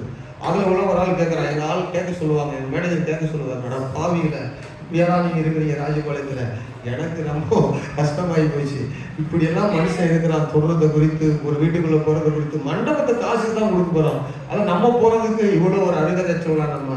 ஆனா இயேசுவோ எல்லாவற்றையும் விட்டு இறங்கி தன்னுடைய மனுக்குலத்துக்காக நேசிக்கிறது மட்டுமல்ல, தன் உயிரையே கொடுத்து தன் ரத்தத்தையே சிந்தி நம்மை தொடுவதற்காக, நம்மை சுகமாக்குவதற்காக, நம்ம பாவக்கரை போக்குவதற்காக இவ்வளவு அன்பு கூர்ந்தார்னா அவர் எத்தனை நாவால் நம்ம துதிக்கணும். கர்த்தருக்கு ஸ்தோத்திரம் சொல்லுங்க. அல்லேலூயா. ஆமா, கடந்த நாட்கள்ல ஒரு வடகொரியாவில் ஒரு அதிபர் இருக்கிறான். அவன் ஒரு சட்டம் போட்டான், உங்க வீட்டுல யாராவது இறந்துட்டா 10 நாள் சிரிக்கக்கூடாது. தாத்தா இறந்துட்டா வீட்டுல என்ன செய்யக்கூடாது? 10 நாள் சிரிக்கக்கூடாது. சிரித்தா தண்டனை. உண்மைங்க, வடகொரியாவில் இன்னைக்கு வீட்டுல யாராவது இறந்துட்டா 10 நாள் வீட்டுல உள்ளவங்க யாரையும் சிரிக்கக்கூடாது. அப்போ ஒரு நாள் என்ன செய்தாருன்னா, ஒரு வீட்டுல தாத்தா இறந்துட்டாரு. இவர் ரட்சிக்கப்பட்டவர். இவர் பார்த்தாரு, ஒரு நாள் வந்து ஒரு கிட்டார் எடுத்துட்டு 10 நாளா அமைதியா கிடக்குன்னு சொல்லிட்டு ஒரு காட்டு மலைக்கு போயிட்டு கிட்டார் வாசித்து ரொம்ப சத்தமா ஜாலியா பாட்டு பாடினாராம். அதை எவ்வளோ 2 பேர் பார்த்துட்டான். போலீஸ்கிட்ட கூட்டிட்டு வந்துட்டு எங்க விட்டுட்டாங்க, கம்ப்ளைண்ட் பண்ணி விட்டாங்க. அப்ப கூப்பிட்டு நீ என்ன பாடணும்னு கேட்கும்போது, நான் இயேசுவை பாடணும்னு சொன்னாரு. இயேசுயா நீ எதுக்கு பாடின அப்படின்னு சொல்லி கேட்கும்போது, தாத்தா மரித்து போனார், அவர் துக்கத்துனால நீங்க அவருக்காக துக்கப்பட சொல்லுங்க, என்ன ஆண்டவர் உயிரோடு இருக்கிறார், நான் அவரை சந்தோஷமா பாடுறேன்னு சொன்னாரா. அப்படியா, நீ பாடுவ தைரியமானு சொல்லி ஒரு கட்டை எடுத்து நாக்கை இழுத்து பிடிச்சு ஒரு ஆணி வச்சு அடிச்சுட்டாங்க. ஆணி வச்சு நாக்கில் அடிச்சுட்டாங்க. அந்த நாக்கு வந்து 2 பிளந்துருச்சு. உண்மையாதான் இப்போ நடந்த ரீசனா 2 நாக்கு பிளந்துருச்சு.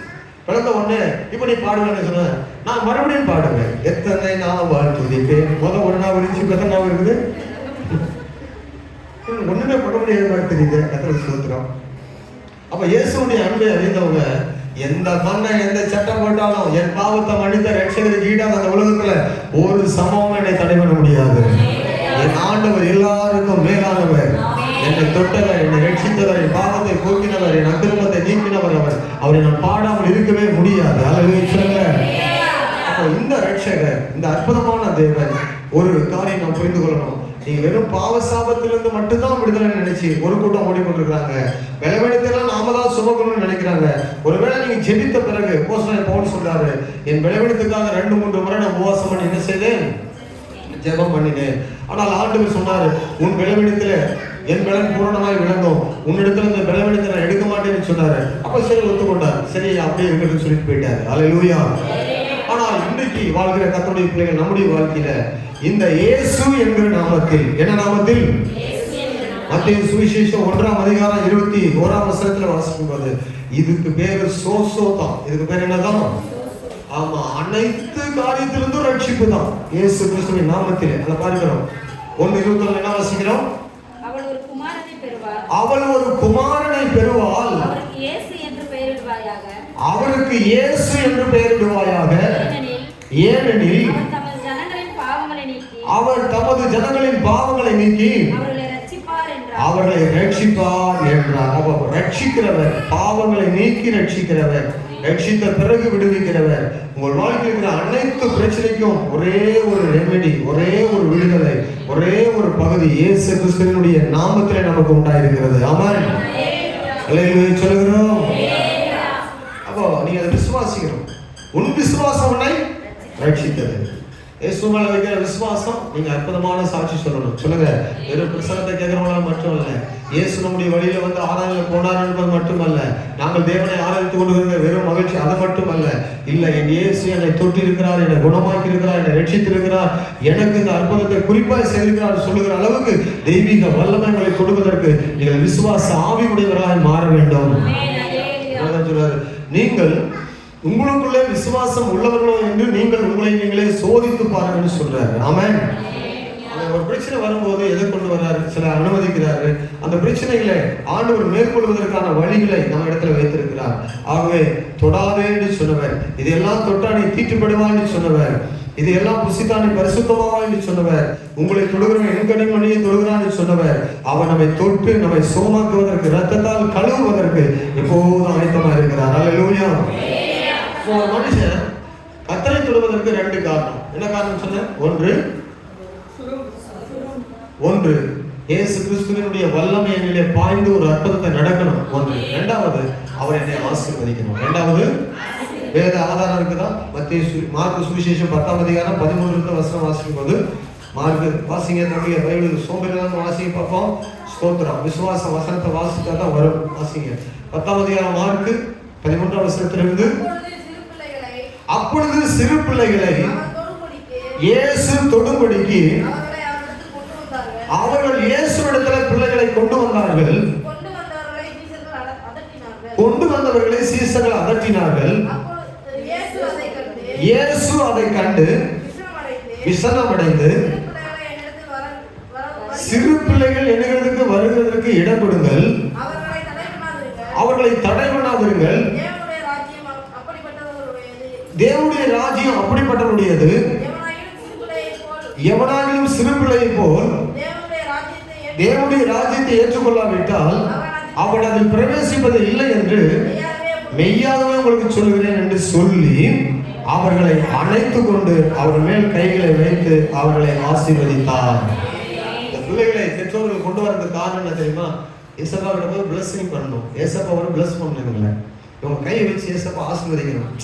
வியாதியெல்லாம் குணமாகுது, போற இடத்தெல்லாம் அற்புதம் நடக்குது. 5 அப்பங்களை 2 மீன்களை எடுத்த கையில விட்டு கொடுத்தா இத்தனை பேர் 1000 பேர் சாப்பிடுறாங்க. இந்த தெய்வத்தினுடைய கரத்துல என் பிள்ளையை தொட்டு ஆசீர்வதிக்கின்ற ஒரு ஆசையில பிள்ளைகளை கொண்டு வராங்க. பிள்ளைகளை கொண்டு வந்து என் பிள்ளையை ஆண்டவர் தொடரணும்னு கொண்டு வராங்க. கொண்டு வரவங்களே அவங்க மிரட்டுறாங்க, தொடக்கூடாது, பிள்ளைலாம் கொண்டு அப்படின்னு சொல்லி அவர் சொல்றாரு. பார்த்து விசனம் அடைந்து பிள்ளைகளை இடத்துல கொண்டு வாருங்க அப்படின்னு சொல்லி தொட்டு ஆசீர்வதிக்கிறார். அல்லேலூயா. ஒரு சரித்திரத்தை சொல்லுது, இயேசு தொட்ட பிள்ளையினுடைய பேர் என்ன, அவன் எதிர்காலத்துல எப்படி இருந்தான், அவன் எப்படி ஊழியம் செய்தான்னு சொல்லி எல்லாம் எழுதியிருக்கிறாங்க. சரித்திரத்துல எழுதுறாங்க. இயேசு தொட்ட பிள்ளைகளுடைய பேரெல்லாம் எழுதி வச்சிருக்கிறாங்க. இப்போ என்னன்னாலும் கண்டுபிடிக்காது பாருங்க. அல்லேலூயா சொல்லுங்க.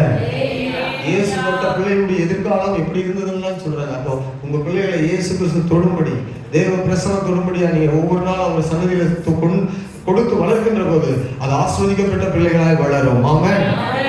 நீங்க என்னை தொடுங்கன்னு சொல்லும் போது நீங்கள் ஆஸ்வதிக்கப்பட்டவர்களா வளருவீங்க. ஆமென். நமக்கு தேவையானது இயேசுவிடத்தில் வருவதற்கு ஒவ்வொரு நேரத்திலும் விசுவாசம் தேவை. ஆமென். அடுத்ததாக மத்தேயு சுவிசேஷம் 20ஆம் அதிகாரம் 32 இருந்து 34 வசனம் வரைக்கும் அந்த வசனத்துல சொல்லப்படுது. ஆமென். அந்த வசனத்துல மத்தேயு சுவிசேஷம் 20ஆம் அதிகாரம் 32 இருந்து 34 வசனங்கள். இயேசு நின்று அவர்களை தம்மிடத்தில் அழைத்து, நான் உங்களுக்கு என்ன செய்ய வேண்டும் என்று இருக்கிறீர்கள் என்றார். அதற்கு அவர்கள், ஆண்டவரே எங்கள் கண்களை திறக்க வேண்டும் என்றார்கள். இயேசு மனதுருகி அவர் கண்களை தொட்டார். உடனே அவருடைய பார்வை அடைந்து அவருக்கு பின் சென்றார்கள். அல்லேலூயா. இவங்களை தானா போக முடியல, இவங்களை யாராவது அழைத்து கொண்டு போக வேண்டியது, பார்வை இல்லாம இருந்தாங்க. ஆனா இயேசு தான் வந்திருக்கிறான்னு தெரியும், அவர்கிட்ட போறதுக்கு முடியல.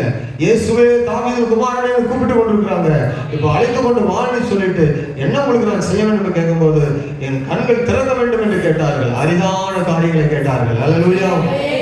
அதனால நீங்களும் நானும் கூட இயேசுவிடத்துல கேட்கணும், என் கண்களை திறந்தரலும், மனக்கண்களை திறந்தரலும், வேத வசனத்தை தியானிக்கக்கூடிய என்னுடைய கண்களை திறந்தரலும், உங்களுடைய அற்புதங்களை காண, உடைய வேதத்தை பார்க்க என் கண்களை திறந்தரலும் என்று நாம் கூட கேட்கும்போது அற்புதம் நடக்கும். ஆமென் சொல்லுங்க. எப்படி சொல்லுங்க? அவர் தொட்டாலும் அற்புதம் நடக்கும், நாம் தொட்டாலும் அற்புதம் நடக்கும். அவர் நம்மை தொட்டாலும் அற்புதம் நடக்கும், நாம் அவரை தொட்டாலும் அற்புதம் நடக்கும். அவங்க விசுவாசம் மட்டும்தான் தேவை. இந்த கண்களை திறக்க முடியும்னா, உங்களுடைய கண்களை திறக்கிறதுக்கு என்னால கூடும் முடியும் என்று நீங்க நம்புகிறீங்களான்னு கேட்டபோது ஆமாண்டவரை நம்புகிறோம் என்று லூக்கா சுவிசேஷத்தில் சொல்றாங்க. அப்படியானால் உங்க விசுவாசத்தின்படி உங்களுக்கு ஆகக்கடவதற்கு கண்களை தொட்ட போது கண்கள் திறக்கப்பட்டது. ஆமென். நிச்சயமாய் நம்முடைய வாழ்க்கையில அவருடைய தொடுதல் இருந்தால் ஒரு அற்புதம் நடந்திருக்கும். அவருடைய தொடுதல் இருந்தால் ஒரு அதிசயம் நம்முடைய வாழ்க்கையில காணப்படும். அவர் தொற்று இருந்தால் கண்டிப்பா நம்மளால உணராம இருக்கவே முடியாது. அல்லேலூயா சொல்லுங்க. நீங்க எத்தனை பேர் இயேசுவா தொட்டதாக ஆவியில உணர்றீங்க? நான் என்ன பல நேரத்துல ஆராதிக்கும் போது நான் ரொம்ப நேரம் கீழே விழுவேன், நிறைய நேரம் விழுந்திருக்கிறேன். ஆரம்ப நாள்ல சர்ச்சுக்கு போகும்போது எல்லாம் ஆராதிச்சுட்டே இருப்பாங்க, நானும் இயேசுவே இயேசுவேன்னு சொல்லுவேன், ஒன்றும் சொல்ல தெரியாது, கண்ண முடி. திடீர்னு பார்த்தா கீழே விழுந்து கிடப்பேன். ஸ்தோத்திரம். அப்படியே பாக்கெட்ல உள்ளதெல்லாம் பறந்து போயிருக்கும் பாவில. அப்படி பல நாள் அபிஷேகம் பண்ணப்பட்டு ஒரு நாள்லாம் அப்படியே ஆராதித்து கொண்டு இருக்கும் போது அந்த ஒரு கிரீடம் வைத்த மாதிரி இருக்குது. முகமெல்லாம் பார்த்தா பயங்கரமா பார்க்கவே முடியல. இந்த இடத்துல பார்க்கும்போது அப்படியே வரும் அந்த தங்கம். இது வரைக்கும் அப்படி நம்ம பார்க்க முடியாது. அது என்ன தங்கம் சொல்லுவாங்க, படிக பச்சைன்னு சொல்லுவாங்கல்ல, அப்படியே மாறுபருங்க. இதை கண்ட உடனே அந்த அந்த அபிஷேகம் என்னால் இறங்கின உடனே அந்த மகிமையில பார்த்த உடனே அந்த முகத்தை என்னால் சரியா பார்க்க முடியல. என் கண்கள் பார்க்கறதுக்கே முடியல, அவ்வளோ பிரகாசமா இருக்குது. அப்படியே தூக்கி வீசப்பட்ட அந்த அந்த உணர்வுகள் எனக்கு இன்றைக்கு வரைக்கும் இருக்குது. இயேசுடைய அந்த தொடுதலுடைய உணர்வுகள், இயேசுடைய பிரசன்னமாகிய மகிமையான தொடுவதை இன்றைக்கு வரைக்கும் என்னால் உணர முடியுது. நான் 30 வருஷத்துக்கு முன்னாடி தொடப்பட்டேன், இன்னைக்கெல்லாம் எனக்கு தெரியல அப்படி சொல்லல. ஆவியானவர் உங்களை தொட்டா நிச்சயமா அந்த உணர்வு உங்களுக்குள்ள இருக்கும், அந்த அபிஷேகம் உங்களுக்குள்ள இருக்கும், அந்த வல்லமை உங்களுக்குள்ள குறையாது. அதை நீங்க அனல் மூட்டி எழுப்பி விட்டு கொண்டே இருக்க வேண்டும். ஆமென் சொல்லுங்க. இது காண பாடமா பைபிளை படிச்சுட்டு ஒரு பிரசங்கம் கேட்டு போறதில்ல. என் வாழ்க்கையில இயேசு என்ன செய்தான்னு நீங்க சொல்லக்கூடிய ஒரு அனுபவம் தான் உன் விசுவாசம் உன்னை ரட்சித்தது. உன் விசுவாசம் உன்னை ரட்சித்தது. சமாதானத்தோடு விசுவாசம் உள்ளவர்கள் ஒருவரும் வீணாவதில்லை. விசுவாசம் உள்ளவர்கள் ஒருவரும் பலவீனமாக இருப்பதில்லை. விசுவாசம் உள்ள ஒருவரும் ஆண்டவரிடத்துல வந்து பலவீனத்தோடு போவதில்லை. விசுவாசம் உள்ள ஒருவரும் இயேசுவை கண்டு ஒன்றும் பெறாமல் போகிறது கிடையாது. அல்லேலூயா. விசுவாசம் இருக்கும் என்றால் உங்களுக்குள்ள ஒரு தொடுதல் உண்டாகும். நான் பாசமா சொன்னாங்க, அவங்களை தொட்ட போது அவங்க ஒரு அற்புதத்தை சொன்னாங்க. என் வயிற்றுல வந்து யாரோ ஒருத்தர் கிள்ளிட்டு போனது மாதிரி இருந்துச்சு. அடுத்து பிள்ளைகளை கற்றுக் கொடுத்தாரு. இது நடக்குமா? ஆபரேஷன் பண்ண பிறகு குழந்தை பிறக்க முடியுமா? இதெல்லாம் ஆண்டவர் சொன்னாரு, நான் நம்பல. நீங்க எப்படியா தருவீங்க? எங்களுக்கெல்லாம் பிஎஸ் பண்ணியாச்சு, ஆபரேஷன் பண்ணியாச்சு, அடுத்து ஒரு பையனை கூட பண்ணி சொல்றாங்க. இது எப்படி முடியும்? நான் உட்காந்து ஜோமெண்ட் காதுல கேட்குது, இதெல்லாம் மனப்பிரமை, அதெல்லாம் ஒண்ணும் கிடையாது, நடக்காது அப்படின்ட்டு நான் டேட் மட்டும் எழுதி வச்சிட்டேன். ஆண்டவர் மறுபடியும் சொல்றாரு, ஆண்டுடைய தொடுதல் இருந்தா எல்லாமே நடக்கும். சொல்லுங்க. காணா பாடமா ஒன்றும் இல்லை. என் வாழ்க்கையில என்னுடைய ஆண்டவர் என்னை தொட்டதை, எங்கள் வாழ்க்கையில கர்த்தர் தொட்டதை, உங்கள் வாழ்க்கையில கர்த்தர் தொடுவதை ஒரு அற்புதமாய் நீங்கள் உணர்ந்து காலமாய் கர்த்தர் வருகை மட்டும் இருக்கிற வரைக்கும் சாட்சி சொல்லக்கூடிய ஒரு மகிமையான வாழ்க்கை வாழ கர்த்தர் நம்மை தெரிந்து கொண்டிருக்கிறார். ஆகவே அவர் தொடுவதற்கு நீங்கள் அவருடைய பாதத்துல அமர்ந்து காத்திருக்க வேண்டும். யாக்கோபை போல ஆண்டவர் அவருடைய தொடை சங்கு நரம்பை என்னவா ஆண்டவர் தொட்டாரா. ஜெபத்துல காத்திருக்கும் போது அவசரப்படாம 5 நிமிடம் 10 நிமிடம் இல்ல, இயேசுடைய தொடுதல் உங்களுக்கு வரும் வரைக்கும், அவருடைய பிரசன்னமாகி மகிமை உங்களை நிரப்புற வரைக்கும், அவருடைய தொடுதல் வந்து உங்களுக்கு ஒரு அதிசயம் நடக்கிற வரைக்கும் நீங்க அவரிடத்துல காத்திருக்கும் போது பிரயாசப்படணும். என்ன செய்ய வேண்டும்? வாழ்வதற்கு ஐக்கியப்படுவதற்கு பிரயாசம் எடுக்கணும். இயேசுவோட சில தடைகள் உங்களுக்கு நிறைய வரும். நல்லா கவனிங்க. நீங்க ஜெபிக்கணும்னாவே உங்களுக்கு சில தடைகள் வரும். ஆனால் தேவனோடு கூட இருக்கிற ஐக்கியத்துக்கான ஒரு பிரயாசப்பட்டா மட்டும்தான் அவரை தொட முடியும், அவர் இடத்துல கிட்ட போக முடியும். இது ஒரு காரியத்தை நல்லா புரிந்து கொள்ளுங்க. நீங்க நினைக்கிற மாதிரி எல்லாம் ஜெபம் பண்ணி அப்படிலாம் ரகுமா தேடுறதுக்கு கொஞ்சம் சில தடைகளை உங்கள் உலகத்துல நீங்க உணர்வீங்க. ஆமென். இயேசு தொழுக்கு எவ்வளவு பிரயாசப்பட்டிருப்பா? எத்தனை பேர்கிட்ட பேச்செல்லாம் வாங்கியிருப்பா? ஒருவேளை ஆள் தெரியாவிட்டாலும் உனக்கு என்ன இயேசு போய் தொடணுமா? ஓ, நான் ஆளை பார்த்தாவே சாக கிடக்கிற தொட்டு என்னதான் செய்ய போறேன்? நீ ஒரு தொடர்றதுக்கு இயேசு இடத்துல என்ன இருக்குது அப்படி சொல்லி பல கேள்வி எல்லாம் கேட்டிருப்பாங்க. உலகம் நமக்கு தடையா தான் இருக்கும், நெருக்கமா தான் இருக்கும். ஆனால் ஒரு பிரயாசம் எடுத்து இயேசு இடத்துல உட்கார்ந்து பைபிளை வாசித்து ஆண்டு இடத்துல பிரசனத்துல காத்திருக்கும் போது அவருடைய தொடுதலை நீங்க கண்டிப்பா உணர்வீங்க. அல்லேலூயா. தேவனோடு கூட ஐக்கியம் கொள்றவங்களுக்கு கண்டிப்பா பிரயாசப்படணும். பிரயாசம் இல்லாம என்ன செய்ய முடியாது. தேவனுடைய அந்த மகிமையை நம்ம கண்டுகொள்வது எளிதாக இருக்காது. கொஞ்சம் பிரயாசம் எடுக்கணும். காலையில் அதிகாலையில் ஜெபத்துக்கு வரணும்னு நினைக்கிறீங்களா? கொஞ்சம் தூக்கத்தை இருக்கும். பைபிள் ஸ்டடிக்கு வரணும்னு நினைக்கிறீங்களா? கொஞ்சம் அதுக்குன்னே முன்னாடி நாளே தீர்மானம் எடுக்கணும். உபவாச ஜெபத்துக்கு வரணும்னு நினைக்கிறீங்களா? திட்டமிடணும். பாருங்க, போன வருஷம்லாம் திட்டமிட்டோம். இந்த வருஷத்துல 4 வாரம் ஆச்சு. இன்னைக்கு ஒருவரையும் காணல. சோத்திரம். இன்னும் 1 வாரம் இருக்குதான். வெள்ளிக்கிழமை 5வது வெள்ளிக்கிழமை வரப்போகுது. நிறைய பேர் இன்னும் உபவாச ஜெபத்துல காணல. திட்டமிடாம இருக்கிறீங்க. எப்படி ஆண்டு தர முடியும்? என்ன கவனிங்க. நீங்களா வாலண்டரியா நீங்களா தேடி காசு எப்போதுமே பேரை சொல்லி கைப்பிடிச்சு இழுக்கிறது கொண்டு வந்து வச்சாலும் நீங்க தொடமாட்டதான் சொல்லுவீங்க. அதனால நீங்களாகவே ஏதோ வசனத்தை கேட்டு போறதா இருக்கக்கூடாது. உன் விசுவாசம் அவனை ரட்சித்தது. அல்லேலூயா. அவன் விசுவாசிக்கணும்னா என்ன? சில நஷ்டங்களையும் சில கஷ்டங்களையும் அவன் பொறுத்து கொண்டு அவங்களை தள்ளிவிட்டு தேவ பாதத்தில் அமர்வதற்கு, கிருபையை கேட்பதற்கு, ஆண்டவர்களை கிட்டி நெருங்கி சேரணும். அவன் அல்லேலூயா. நீங்க தீர்மானம் எடுப்பீங்க. 1 வாரம் முழுவதும் வேலை இருக்காது. அன்னைக்கு தான் உங்களுக்கு வேலை வரும். கர்த்தருக்கு ஸ்தோத்திரம். இது உங்களுக்கு இடையூறா இருக்கும். ஆமென் சொல்லுங்க. நீங்க என்ன சொல்லணும்? ஆண்டவருக்கு ஸ்தோத்திரம். 5 நாள் இல்ல, இன்னைக்கு போட்டோம் அப்படி சொல்லிட்டு வந்துடணும். அடுத்த நாள் கர்த்தர் உங்களுக்கு அடுத்த வாரத்துல கூட்டி கொடுத்துருவார். ஆமென் சொல்லுங்க. அப்படித்தான் இருக்கும். சில நேரம் இடையூறா இருக்கும், சில பிரச்சனைகளா இருக்கும். இயேசுவை தேடுவதற்கு உலகம் நமக்கு ஒத்து வராது, உறவுகளும் பிரச்சனையா இருக்கும். ஆகவே இது எல்லாம் தாண்டி ஒரு பிரயாசம் எடுத்தால் உங்கள் பிரயாசம் ஒருபோதும் வீணாகாது. எத்தனை பேர் ஆமென் சொல்றீங்க? எவ்வளவு நேரம் சொன்னதெல்லாம் எத்தனை பேருக்கு புரிந்து இருக்குது? ஒரு காலத்துல ஆண்டவரை தொட்டாலே கஷ்டம். ஆனால் அதே காரியங்களை மறுபடியும் ஒரு காலத்துல கர்த்தர் கொண்டு வர்றார். 12ஆம் அதிகாரம் கடைசி வசனம் எபிரேயர் நிருபத்தில் சொல்லப்படுது, நம்முடைய தேவன் எப்படிப்பட்டவராக இருக்கிறார், நம்முடைய தேவன் எப்படி இருக்கிறார் என்று. நம்முடைய தேவன் எப்படி இருக்கிறார்? 7ஆம் வசனம் 28, ஆதலால் அசைவில்லாத ராஜ்யத்தை பெறுகிறவர்களாகிய நாம் பயத்தோடும் பக்தியோடும் தேவனுக்கு பிரியமாய் ஆராதனை செய்யும்படி கிருபையை பற்றிக் கொள்ள கடவோம். நம்முடைய தேவன் பட்சிக்கிற அக்னியா இருக்கிறாரே. அசைவில்லாத ராஜ்யம். இது எளிய முறையில தேடணும்னு நினைக்க கூடாது. கொஞ்சம் ஸ்டெயின் பண்ணி கொஞ்சம் பிரயாசப்பட்டு தான் நீங்க ஆண்டவரை தேடணும். நீங்க இப்போ தேடுதல பார்த்தா சிலருக்கு நான் சொல்றேன், நீங்க உங்க ஓட்டத்தை பார்த்தா சில தடைகள் வந்தா உங்களால ஓட முடியாது. அது மாதிரி தான் நீங்க ஓடிட்டு இருக்கிறீங்க. சில தடைகள் வரும்னா அதை தாண்டி ஓட உங்களுக்கு பலம் கிடையாது. அது மாதிரி ஓடிட்டு இருக்கிறீங்க. அதனால பலனை பெறுவதற்கு, அவருடைய தொடுதலை பெறுவதற்கு நீங்க கிட்ட வாருங்க. ஏன்னா அசைவில்லாத ராஜ்யத்தை நம்ம பெற போகிறோம். இந்த பூமியினுடைய அழிவு நம்முடைய வாழ்க்கையினுடைய அழிவு கிடையாது. இந்த பூமியில நம்முடைய வாழ்க்கை கிறிஸ்துவுக்காக நம்ம ஓடுகிற ஓட்டம் நித்திய காலமாக வாழ்கிற வாழ்க்கையா இருக்கிறது. அல்லேலூயா. சில போராட்டம் வந்துச்சுன்னா அந்த போராட்டங்களை மேற்கொள்ற அளவுக்கு சிலருக்கெல்லாம் பலன் இல்லாம தான் ஓடுறீங்க. அப்போ அந்த தடை பண்ணிடக்கூடாது. உலகம் உங்களை பிரயாசம் எடுக்கிறது, இயேசுவை தொடுகிற அளவுக்கு என்ன பிரச்சனை வந்தாலும் மேற்கொள்ளுவேன்னு சொல்லுகிற அளவுக்கு நீங்கள் பலனடைந்து ஓட வேண்டும். ஆமென். நீங்க பணத்தை கொடுக்கலாம் இயேசுவை வாங்க முடியாது, எந்த பொருளை கொடுத்து வாங்க முடியாது, எதை காட்டி அவர் இடத்துல ஏமாற்ற முடியாது. கிருபையை பற்றி கொள்ளணும். அவர் காட்டுகிற கிருபை என்ன செய்யணும்? கற்றுக்கொள்ளணும். நம்ம திறமையெல்லாம் ஒண்ணு காட்ட முடியாது. நம்முடைய பரிதாபம் ஆண்டவர் சாதாரணமா நம்மளால பரிதாபப்படுவார்னு நினைக்க கூடாது. கிடைக்கப்பட்ட நாள்ல விட்டுட்டா பரிதாபப்படுவார்னு சொல்ல முடியாது. ஆமென் சொல்லுங்க. அசைவில்லாத ராஜ்யம். நாம் ஆராதிக்கிற தேவன் எப்படிப்பட்ட ராஜ்யத்தை உடையவராக வரப்போகிறார்? ஹல்லேலூயா. ஈர்த்து ராஜ்யம் ஆண்டது, பாபிலோன் ராஜ்யம் ஆண்டது, பெர்சிய ராஜ்யம் ஆண்டது, ரோம ராஜ்யம் ஆண்டது, உலகத்தில் அந்தந்த ராஜ்யங்கள் ஆண்டு கொண்டிருக்குது.